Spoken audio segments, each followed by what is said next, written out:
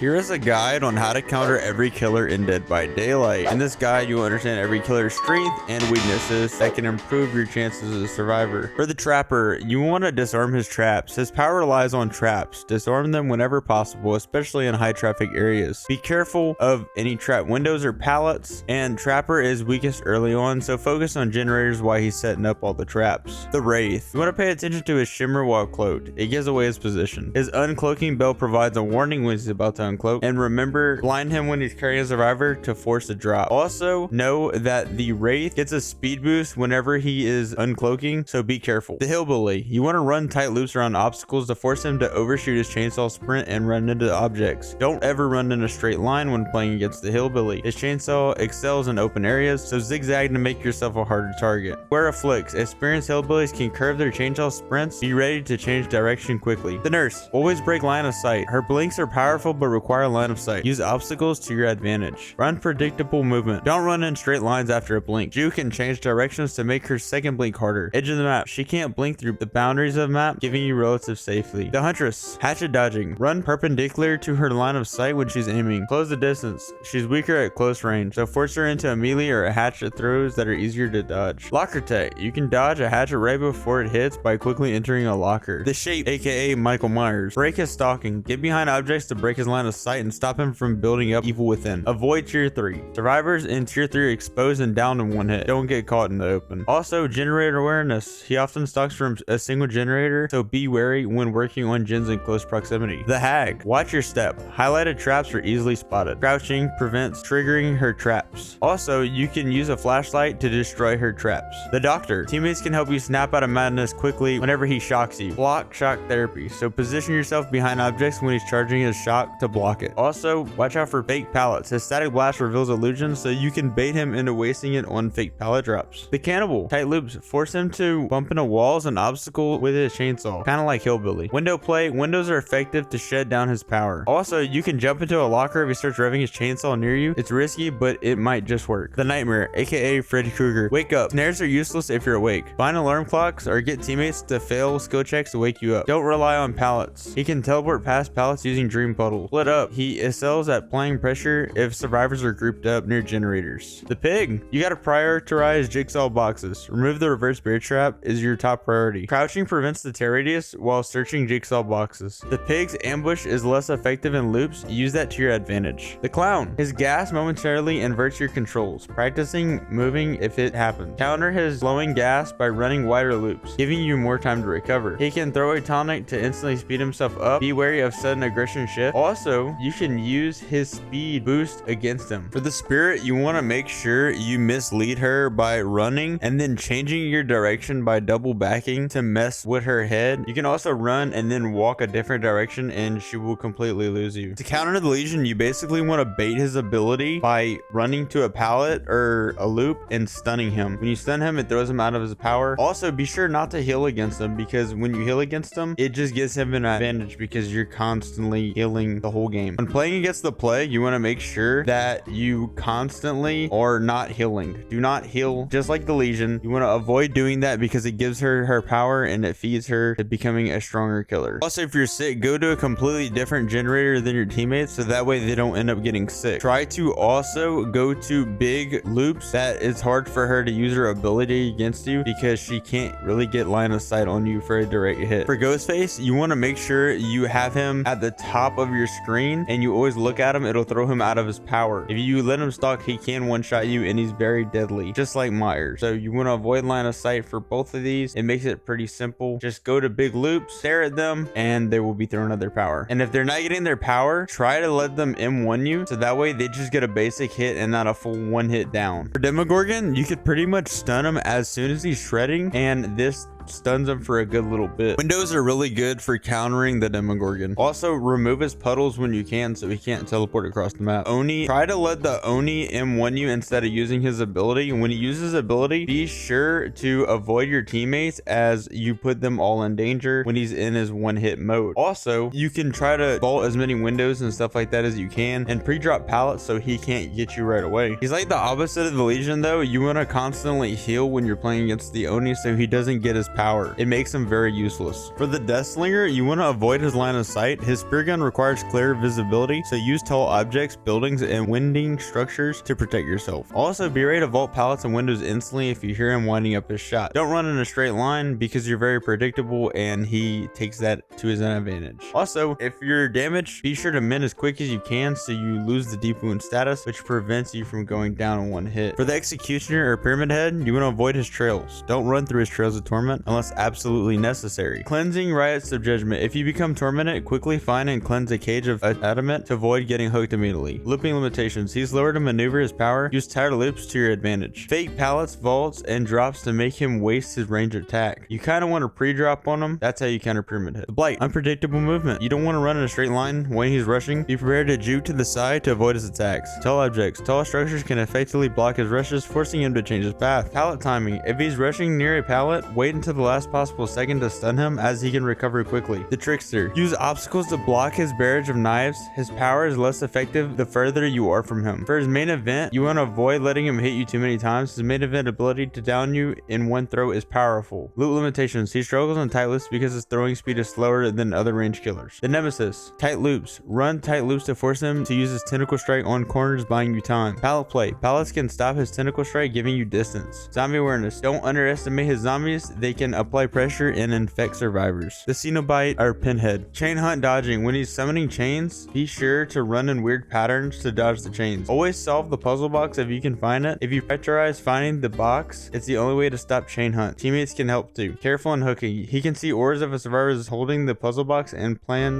place chains to deter unhooks. The artist. You want to break lines of sight. Tall obstacles block her crows and prevent her from injuring you for a distance. Group healing. Spread out if you have anticipated her crows, but heal in pairs to quickly counter her damaging swarm effect. Pay attention to crows swarming idling around the map. They might indicate she's aiming for your direction. The onryo. TV management. Be proactive about turning off TVs when her power is charged to prevent condemned buildup and teleportation. Condemned awareness. Pay attention to your condemnation meter. If it gets close to full, find a TV and turn off instantly. The dredge. You need to have locker awareness. His nightfall ability makes lockers his primary teleportation tool. Stay away from them when nightfall is active. Flashlights can blind him while he's dissolving into or emerging from lockers. Also, bright line of sight. During nightfall, put obstacles between you and him to slow his remnant and prevent attacks. Albert Wesker, aka the mastermind. Predict his dashes. His dashes can go over low objects, anticipate his trajectory, and dodge accordingly. Height advantage. Use elevated positions and strong loops when multiple floors can disrupt his Ouroboros throws and force him to take longer routes. Cleansing. If you're injured and infected with Ouroboros, find a first aid spray and cleanse yourself and prevent him from hindering you or downing you in one hit. The night. Guard break. If you hear his guards beginning to patrol, change your path to avoid running into them. Prediction. His power encourages pre-dropping pallets and committing to loops before he places his guards. Anticipate his actions. The skull merchant. Drone awareness. Pay attention to red zones. Her drones, highlighted, get marked, are a major risk. Be sure to crouch when trying to get rid of her drones. If a drone is watching you, break line of sight, get off its radar, and remove your mark. Bait her into placing drones in weird locations by acting suspiciously near healthy generators or lockers. Singularity. Aura rating. She excels at tracking survivors. Be mindful of your generator, progress, and totem cleansing as these reveal you to her. Careful healing. Healing creates a large and long-lasting aura bubble she can see. If possible, heal further away from your objective. The xenomorph, aka alien. Environmental awareness. The xenomorph relies on vents and eggs for its mobility and traps. Be wary when passing by these. Egg awareness. Eggs open when you get too close. Maintain distance or use a flashlight to neutralize them. The good guy, Chucky. He's small and hard to spot. Be extra vigilant for his ambushes, especially from within tall grass. Knife removal. If your stab, interact with the knife to remove it before he can detonate it. The unknown. Stealth versus aggression. He can play swap styles with his ability if he's in stealth. Watch for subtitle shimmers for detection. If he's in aggression, treat him as a basic killer chase. Blood trail suppression. Injured survivors leave no blood trails when he's in stealth mode. Adjust your tracking accordingly. His stealth lets him camp hooks effectively. Be sure he's sufficiently occupied when attempting a rescue.